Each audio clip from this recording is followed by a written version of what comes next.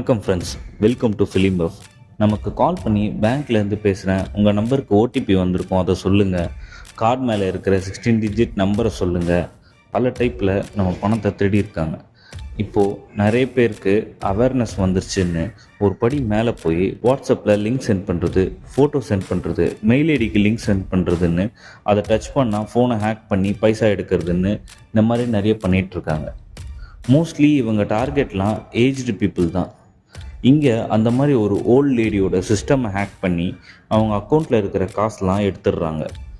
அவங்களோட காசெல்லாம் திருடு போச்சுன்னு தெரிஞ்ச அப்புறம் ரொம்ப ஃப்ரஸ்ட்ரேட் ஆகி சூசைட் பண்ணிப்பாங்க. அந்த லேடியோட டெனண்ட் ஒரு எக்ஸ் மிலிட்டன்ட்.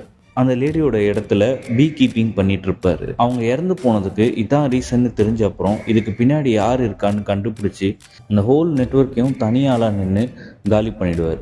தப்பு யார் பண்ணாலும் சரி, எவ்வளோ பெரிய இடத்துல இருக்கிறவங்க தப்பு பண்ணாலும் சரி, அவங்க செஞ்ச தப்புக்கு அவங்க பே பண்ணி தான் ஆகணும். இப்போ நான் சொன்ன இந்த மூவியோட பேர் பீ கீப்பர்.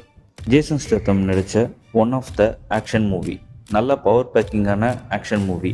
2024 ரிலீஸ் ஆகியிருக்கு. பார்க்காதவங்க பாருங்கள். தேங்க்யூ.